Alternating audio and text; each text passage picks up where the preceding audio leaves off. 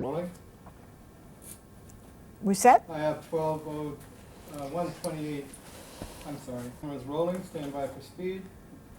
I've got 2 minutes 44, 45, 46.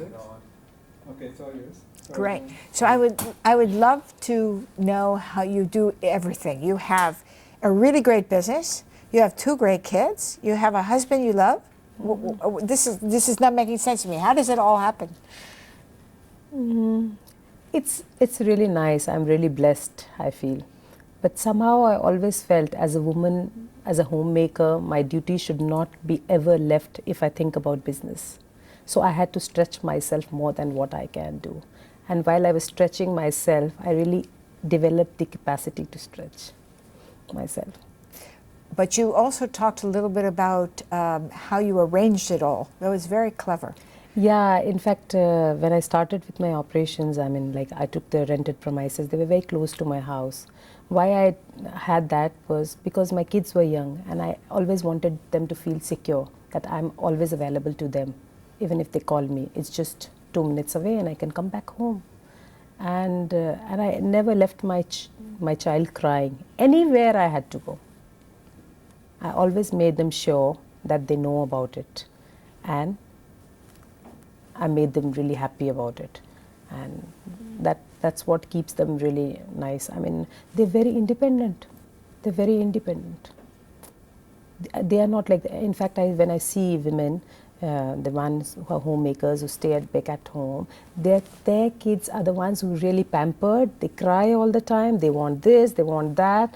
But I've never seen my kids doing that. Do you have any regrets?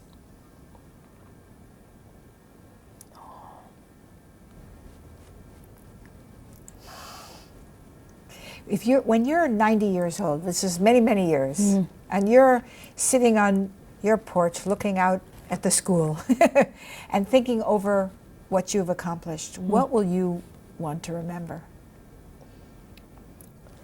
See, today what I feel is like giving back what I have got. And I feel one person can make difference to so many more lives. We're capable of doing that. And I wish and I want to be blessed that I should be one who should be able to make that difference in the society. And do you think that with this school you feel that you'll be able to? Yeah. That's very... Because there's so many who can have happy families, happy lives if they're earning well. Because there's so many problems in the society like female feticide, domestic violence.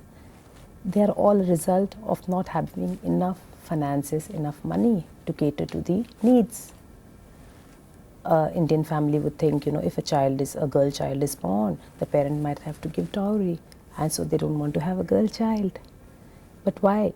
Because the parent doesn't have enough money, the mother is not earning. So if the lady in the house is also earning and they can have a better life, all these problems would be out. Yeah.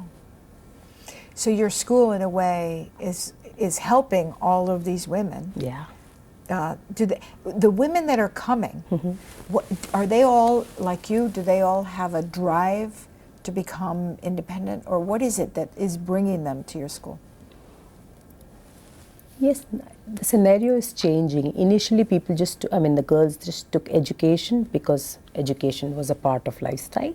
But now they feel, yes, that they need to have a career as well. And I see this as something very positive. Though it's not very much welcomed in the Indian society. Why? Because they feel that women should stay back at home, take care of the family, take care of the big family structure they have, welcome guests. So it's quite hard for men in the society to actually see women working, because then they feel the kids get left out, they're not taken care of.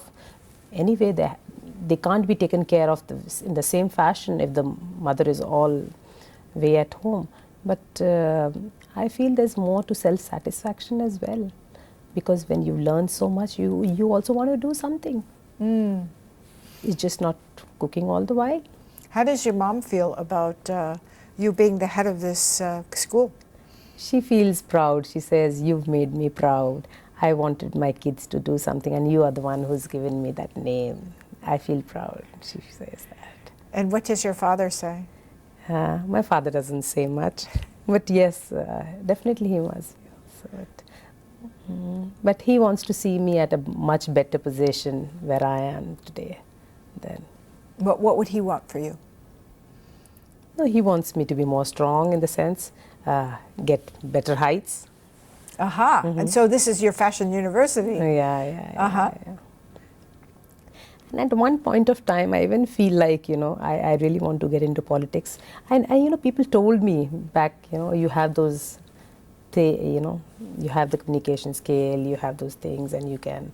But I never had the drive. But I don't know, since a few months, I just started getting that feel of, because politics is also one place where you can really go and make a change in the society. Because it is, at the moment, it's a male-dominant political scenario in India.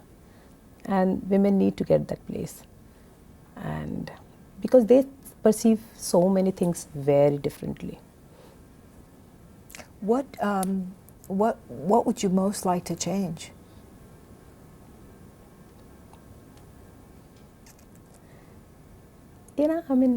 I never say change, I don't know. I really don't have an answer for it. But yes, I definitely want women taking up careers. I want to see them independent, equally placed with men in their rights and their duties as well. What would you like your children to grow up to be? No, it's their choice. They have to be what they want. They have to be what they... I get a little, worried at times. Oh, I'm working so hard, making the school big. Who's going to take care of it later on? It does come to my mind. But then, my kids would at times say, he'd say, oh, I want to become a lawyer. The other one would say, oh, no, I want to become an engineer. I say, okay, you do whatever you want. Yeah, you need to have another. Yeah, my son says, our wives are going to take care of your school. And I said, oh, no, that's not the case. They are also the ones who are going to choose their career. That's a very telling thing, right? So it's mainly women at the school who are going? There are a lot of incentives which were given to women colleges, women education, but I didn't opt for a women college. Even though I was getting all these incentives, I said women have to grow hand in hand with the men in the community. If they do not know how to work with the men, how are they going to rise in life? So they need to take a platform both in education and in their public lives with men. So for me, it was important that I have a co-educational institution. Otherwise, in India, it's like, girls' school, girls' college, boys' school. There are co-educational schools and colleges as well. But, parents also prefer that if she goes to a girls' school, she's more secure, or that's the way. But I feel like if you're thinking of taking up careers, it means you've had to go hand in hand with the men. Right. You can't have men out of the society. They are a part of us, and we are a part of them. They are like the two wheels of a bicycle. You have to make a balance. Good analogy. Good analogy. What do you think you're best at? I don't know. You have to tell me that. One never knows. Oh. What are you good at? I don't know.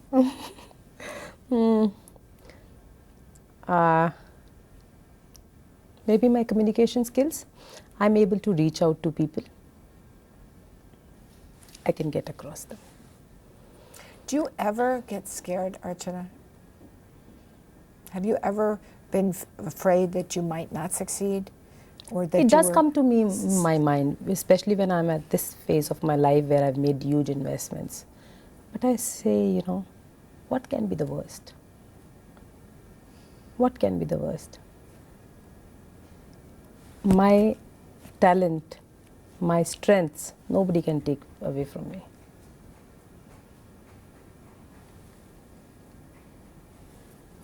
Anywhere in the world, I know I go. Even if the college is not mine, it goes in somebody's hands if I lose that.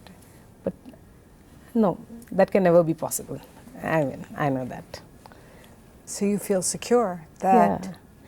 I know God is there. And you've taken risk. Yeah. because you had to put money down Yeah. for your building. I've made huge investments on the land because it's a very prime location, and on the building structure as well. And is it paying back? Are you worried It will about come this? back. It will come back. It will come back. It will take time. It will come back. Is the school not-for-profit or for-profit? It is a non-profit making organization, Yeah. but we run it like a company because that's where how it can be managed efficiently. Yes, yes. So we heard you were a head girl, and that gave you, I think, a lot of skill in learning how to get a lot of things done and help people. Where else, as you grew to where you are today, where else do you think you gained skill or gained experience that helped you? I'm actively involved with the Rotary International as well. I'm the director of the youth affairs in the club this year. Next year I'm the secretary. And it's just been 2 years. There's so many senior people who are there in the club, very efficient, very big people. And I got this opportunity to become the secretary of the club next year. And they showed so much of faith in me. And I feel Rotary is also one organization which is doing so much of good work.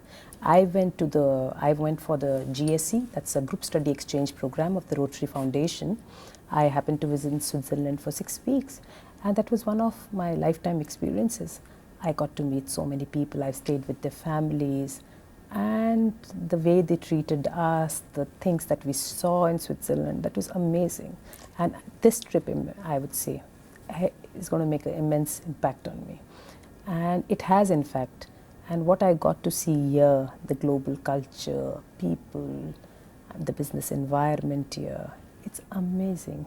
But I feel, be it a small business or big business, the operations are exactly the same. I was just trying to see, where I stand, how they do the things, how they carry out. And once the business grows big, probably things are more settled at their own place. But the operations are the same. And it was so nice meeting people who were so accomplished. We happened to meet Anne Moore. Anne Moore, in fact, she invited us for an evening at her place. She's so warm, so warm. She's so inspiring. Yes. Oh, she touched me. I said, the more accomplished you become, you don't need to show because the world knows it. And your warmth is something that can create magic. She was amazing, I should say that. Yes. We have her on tape as well. And I met Andrea, I've seen her. She looks like a very strong lady, taking some strong decisions. That's the kind of thing which, so back home when I get a little sensitive, and as women we are, so you really got to be strong at certain points, What advice would you have? We have young women who are between the ages of 22, let's say, and 35, who all over the world are working at McKinsey and they want to become leaders. What advice would you give them? Women from all over the world? We have women in every country practically in the world. And they want to become what? Leaders, and in what they do, either here or if they leave McKinsey in their whatever they choose to do in life. In fact, one should choose what the heart says. When I got married into the family where I am, they all come from an academic bent of mind, and I was asked to take up English literature and become a lecturer. I refused. I said, no, that's not me. I can never perform myself there. Why? Because it's not me. I can only be the best where it's me. And when I started with this, I was doing the counseling because my communication skills were good. I could reach out to people. People knew she has the talent, she has the skills as well in design, and that's how they had the confidence in me as well. And I've seen the media also seen me grow from that 3-room thing to this place. And I would also say they are one of the very big contributors as well, because they're the one who've recognized me. They have seen that faith and they've given that faith in me that yes, you are doing something and you are capable of doing something. That's really nice, and I feel the media has a very important role. That's a great story. And we've heard this from other women leaders from many other countries too. Yeah. Mine was totally extempo with you, you know. The way we've been it's going on, nothing. It's so interesting that women always come back to what's in your heart. Yeah. Is that something that your mother taught you, or is that something that you just knew when you were choosing and you were saying, I don't want to be this English? No. Nobody taught me anything. In fact, in Indian families, the girl is always taught, you know, do whatever your family says, do what your husband says, do your mother-in-law says, you have to be a very good daughter-in-law. So it was very hard for me to say no. But I was said, this is not me. I will not be happy there. That's interesting. I'm reading Jane Austen with my daughter. She's 15. And in Pride and Prejudice, Elizabeth is the main character, and she says, I cannot marry you. Yeah. I will not make you happy. You will not make me happy. Very right. That's you just got me to think about that. Are there any other pieces of advice? Are you speaking now to many more women? You have this chance to tell them